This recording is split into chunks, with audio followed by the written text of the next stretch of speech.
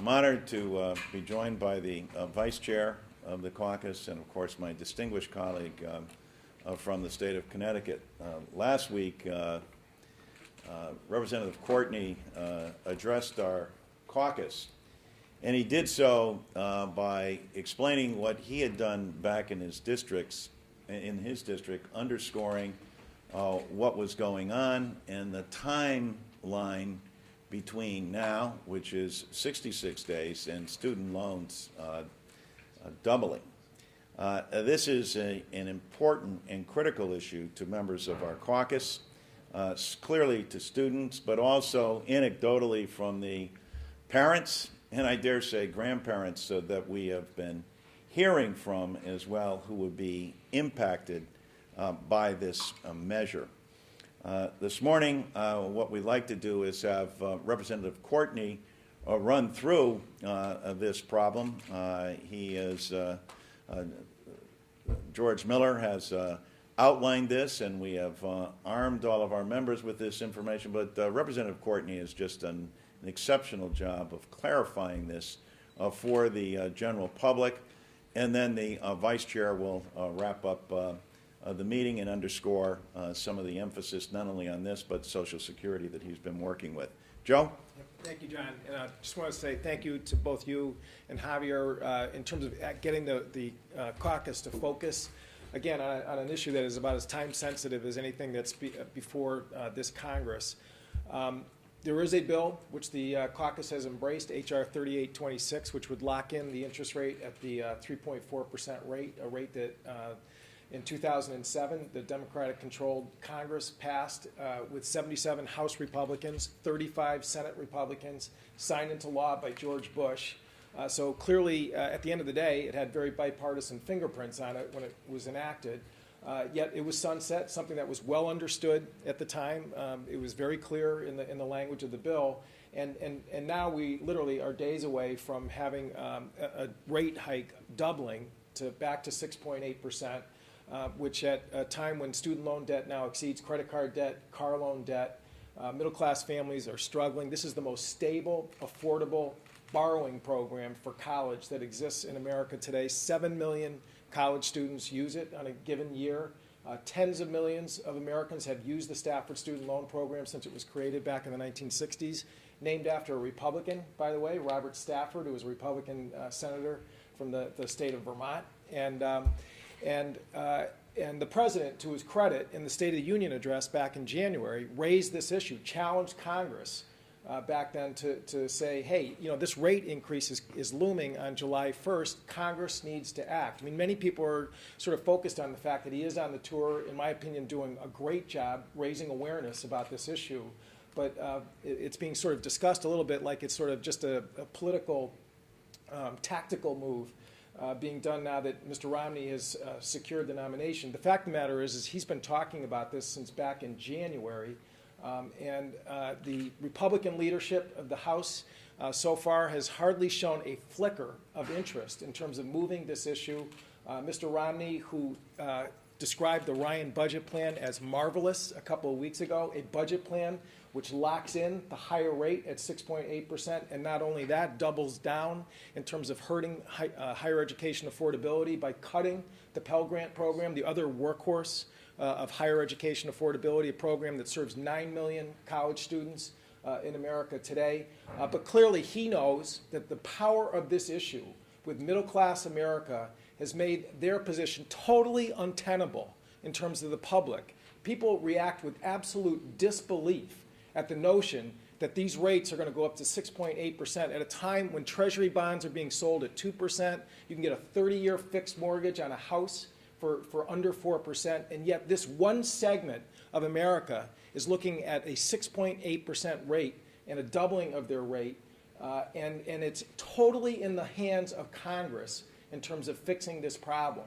Now, the chairman of the House Education and Workforce Committee last week in the New York Times said that as far as he was concerned, protecting the lower rate was bad policy. And that's a quote. That's not putting words in anybody's mouth. I was glad to see yesterday that now he's saying that they are now examining options, possible options, to deal with this issue. And he certainly is far further along than the chairwoman of the Higher Education Subcommittee, who incredibly came out with a statement a couple weeks ago in a radio interview saying she had no tolerance for people emerging from school with $80,000 to $200,000 worth of debt. Go talk to a nursing student. Go talk to somebody coming out of dental school. Go talk to somebody coming out of a PhD engineering program.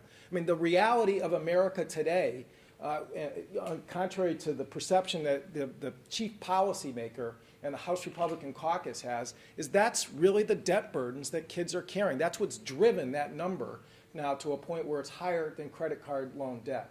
And I guess, you know, what I would just say is that this caucus gets it. It has embraced the notion that we need to lock in this rate overwhelmingly. And now the challenge is in the Speaker's office and the chairman of the Education and Labor Committee to respond to their putative nominee, Mitt Romney, who has said that he too supports the president's proposal for locking in the lower rate. And we are going to continue to pound away this issue with a countdown clock until the middle class of this country gets some help.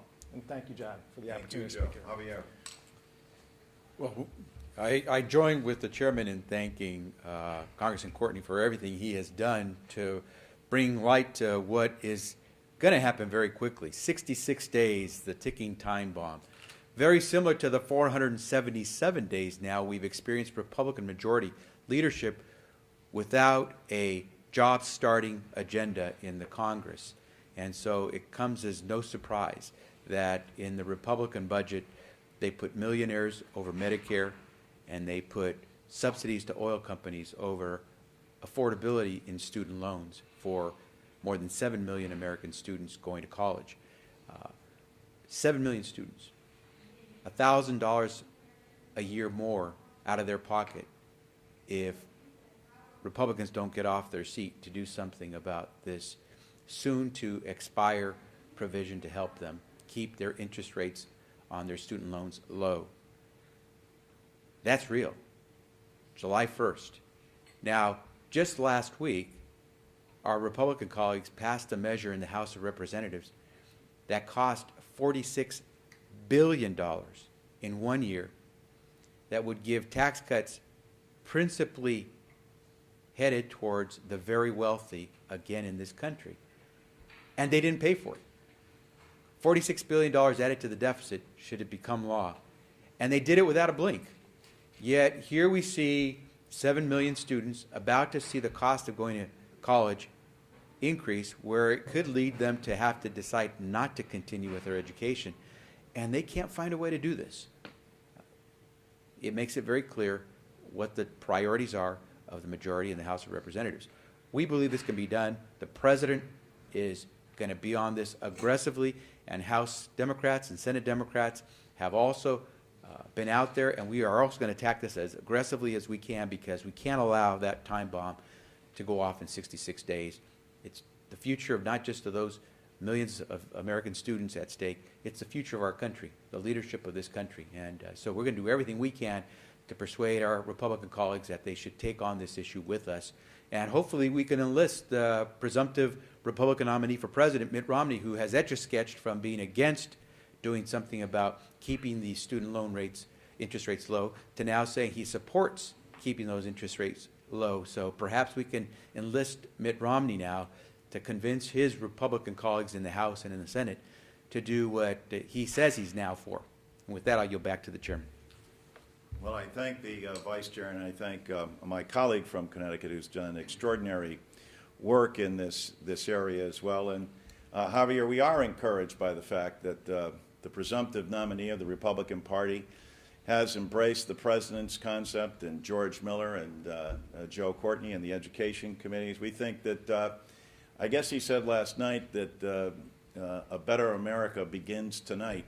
We think a way for better America to begin today would be to convince his colleagues in the House to take up the education bill, to take up the Courtney amended bill that will provide that relief. We think that a better America can begin today if he also does a little bit of walk back from the Ryan budget and focuses on the disastrous measures that would cut Pell Grants and allow students to receive the kind of money.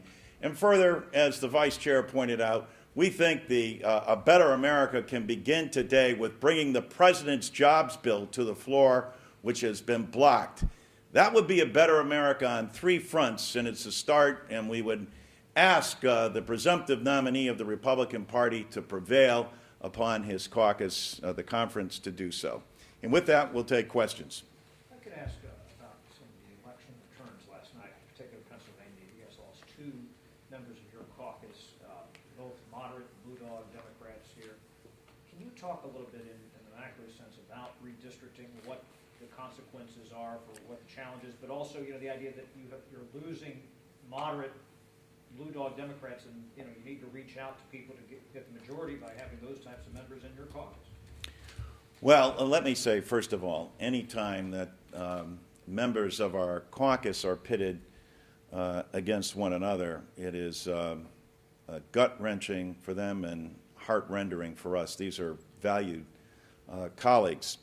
And speaking personally of a dear friend in Tim Holden, it's very difficult for members here to see their colleagues go through it.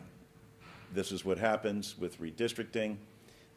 This is what happens in very difficult races. It does not make them any less painful, and I dare say on a human side and emotionally, when you know the people involved, it's never easy. With regard to the analogy about Blue Dog Democrats, I would say that in Pennsylvania we had 2 conservative candidates that were running with regard to Mark and Jason. And with regard to Tim Holden's seat, he clearly was the more conservative, was able to hold a seat for 10 terms. And that is a concern that we have in the caucus and will continue to have, but it's a democracy. And the margin of victory in a new district is what it is. And Tim Holden will always be a valued member here, and I feel badly for both he and Jason. They are outstanding members. We only wish that they had a district, another district that they could run in where we know that they would be successful. And I don't know if Javier wants to. If I could just add, Tim and I came in the same year. He's been around for quite some time, like I have. You develop very strong friendships and working relationships with a number of your colleagues, Republicans and Democrats. And you hate to see people who do hard work move on. And I think it's important to point out, the Democratic caucus is as diverse a caucus as you will find in any legislative body. We pride ourselves in that. If you take a look at the Democratic caucus in the House of Representatives, you will see every shade, corner of America represented in the Democratic caucus. And we take great pride in that. We have folks who are very progressive. We have Democrats who are more conservative. We have folks from every corner of the country, every ethnic and racial community. And so that's a mark that will continue forward in the Democratic caucus here in the House of Representatives. That does not take away from the fact that sometimes you see some of your friends move on. But at the end of the day, we all serve at the pleasure of the people and the voters, and I think we all recognize that and want to move forward, recognizing that we want to try to act as the one voice, one vote that those 700,000 or so people in each of those congressional districts has, and we hope to do it in the best way possible, representing every corner of America. But you talk about the diversity of your caucus. In just the past cycle with retirements, there's not many conservative or moderate Democrats left, and there certainly won't be in the next Congress, regardless who's in the majority. We continue to have complete diversity in our Democratic caucus. We continue to have every stripe that you can think of.